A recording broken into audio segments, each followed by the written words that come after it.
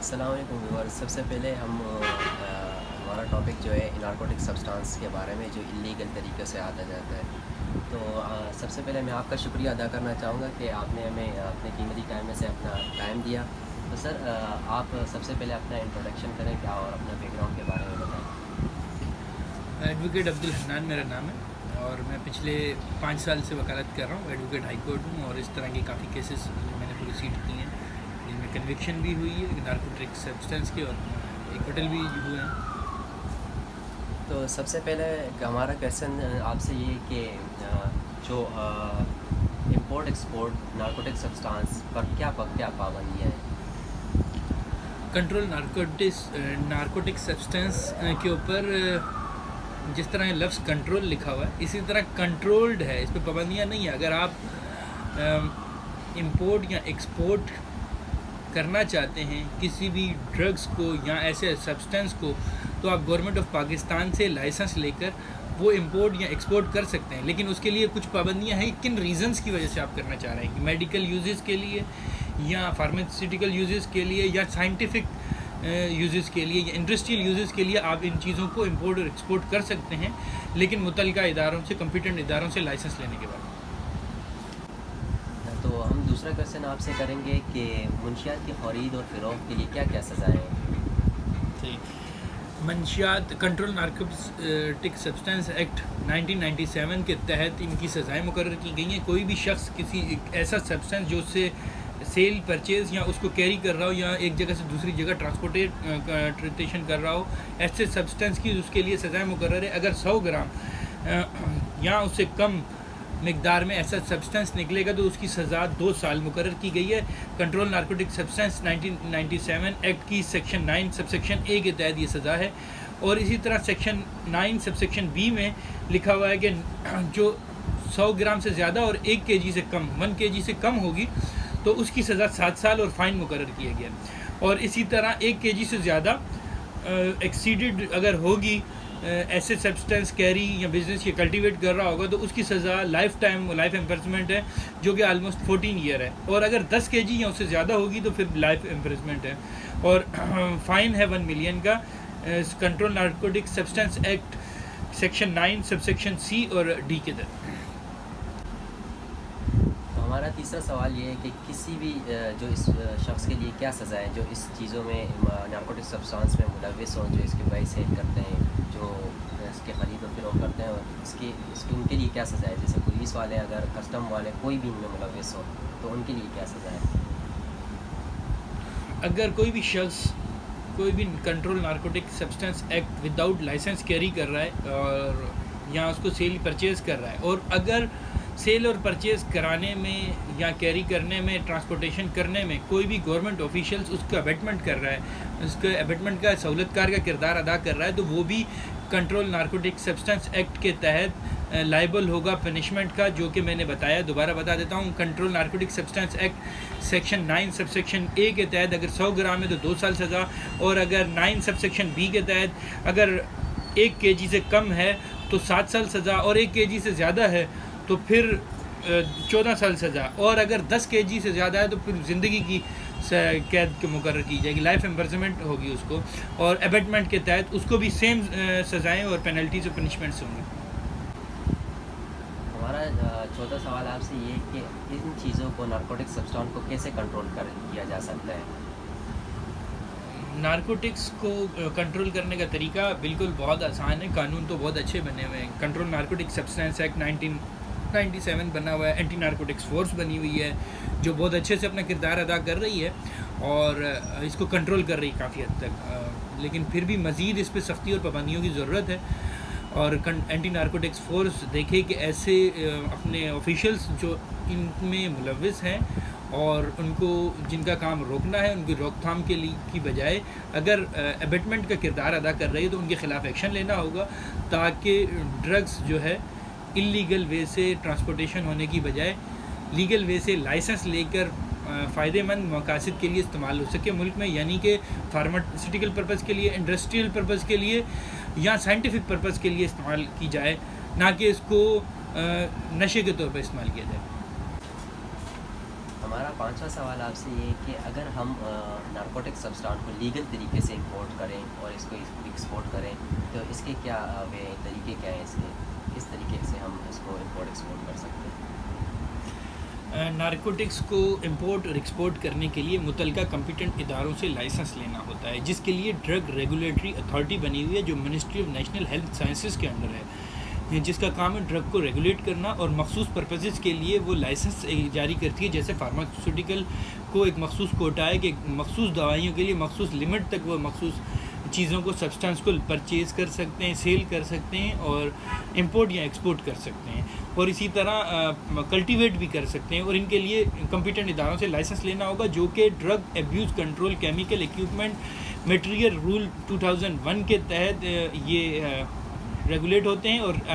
Rule 8 के तहत application file होती है,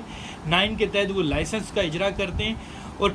रूल 10 के तहत इंपोर्ट या एक्सपोर्ट का लाइसेंस लिया जा सकता है कम्पिटेंट इदारों से। Drug abuse control chemical equipment material rule 2001 rule number 11 के तहत इंपोर्ट और एक्सपोर्ट के लिए एप्लीकेशन मूव की जाएगी, और 12 में वो इंपोर्ट या एक्सपोर्ट के लिए लाइसेंस का इजरा करेंगे, लेकिन वो लाइसेंस सिर्फ उन्हीं टर्म एंड कंडीशन पे करेंगे कि कुछ अच्छे मकासद के लिए इंपोर्ट एक्सपोर्ट हो, यानी फार्मास्यूटिकल पर्पज़ के लिए हो, साइंटिफिक पर्पज़ के लिए हो या इंडस्ट्रियल पर्पज़ के लिए हो, तब वो इजाज़त दी जाती है या लाइसेंस। छठा सवाल हम आपसे ये करेंगे कि नारकोटिक सब्सटेंस एक्ट क्या है? कंट्रोल नारकोटिक सब्सटेंस एक्ट 1997 एक स्पेशल लॉ बनाया गया है जिसके तहत स्पेशल कोर्ट्स बनाई गई हैं ताकि स्पीडी ट्रायल हो और ऐसे लोगों को जल्द से जल्द कन्विक्ट किया जाए, और नॉर्मल जो कोर्ट्स थी डिस्ट्रिक्ट कोर्ट से हटकर इनके लिए स्पेशल कोर्ट डिज़ाइन की गई हैं ताकि ऐसे लोगों को जल्द से जल्द सज़ाएं दी जाएं और अपने अंजाम को पहुंचाया जा सके। और इसके लिए कंट्रोल नारकोटिक सब्सटेंस एक्ट 1997 के तहत कोर्ट इस्टेब्लिश की गई और इनके तहत सज़ाएं मुकर्रर हैं और प्रोसीजर मुकर्रर दीगर तरीके मुकर्रर हैं,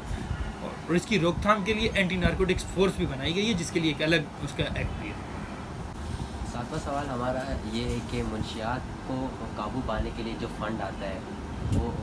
उसके बारे में आपसे पूछना चाहेंगे। कंट्रोल नारकोटिक्स सब्सटेंस एक्ट 1997 की सेक्शन 54 के तहत कंट्रोल नारकोटिक सब्सटेंस फ़ंड के मुतालिक है, जिसमें बताया गया वक्तन फ़वक्तन फेडरल एंड प्रोविंशियल गवर्नमेंट अपना कुछ ग्रांट्स जो है वो देती हैं मंशियात और ड्रग्स की रोकथाम के लिए, ऐसे मंशियात के एडिक्टेड लोगों को रिहैबिलिटेशन के लिए, उनके इलाज मुआवजे के लिए और अवेयरनेस के लिए ये फ़ंड देती है, जिसके लिए एक गवर्निंग बॉडी बनाई गई है जो फेडरल गवर्नमेंट उसको नोटिफाई करती है, उसके मेम्बरान को, उसके चेयरमैन को, और ऑडिटर जनरल उसका ऑडिट करता है वक्तन फ़वक्तन और उसके इस्तेमाल के मुतालिक बताया जाता है।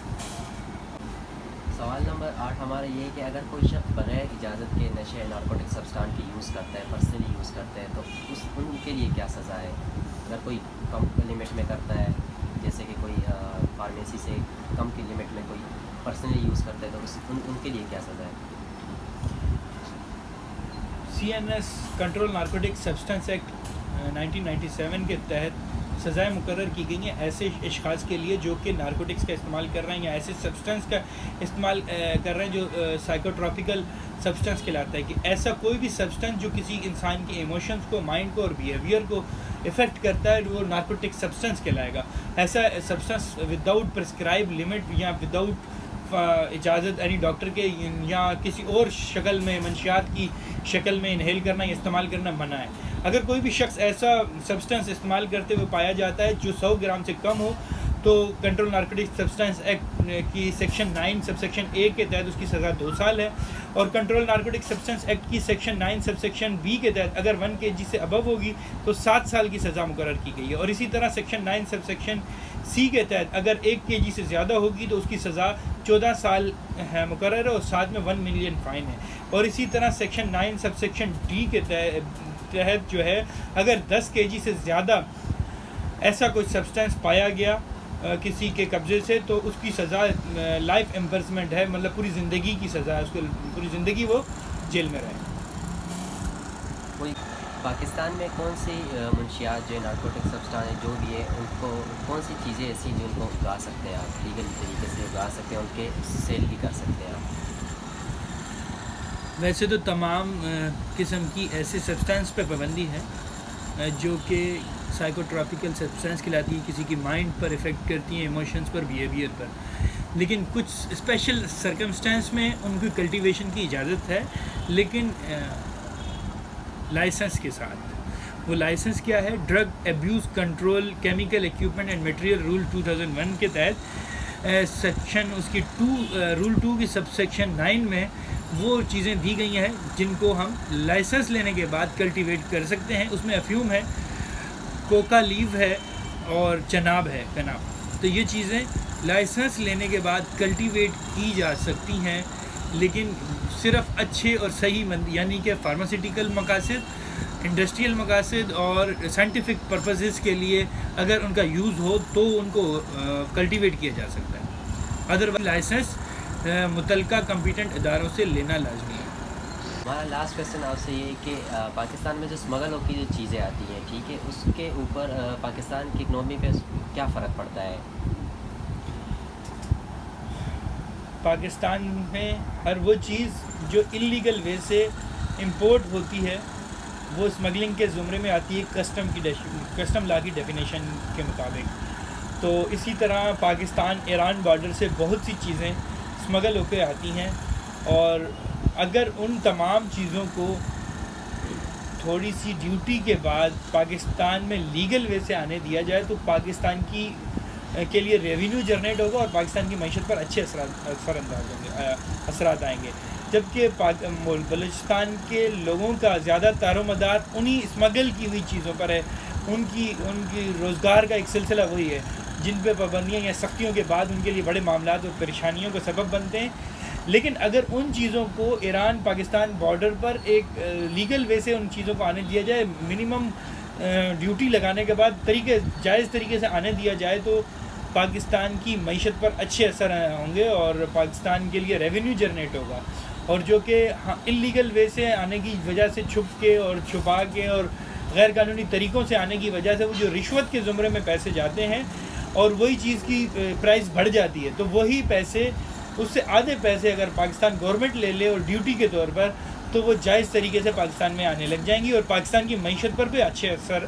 اثرات اس کے نظر آئیں گے۔ Thank you.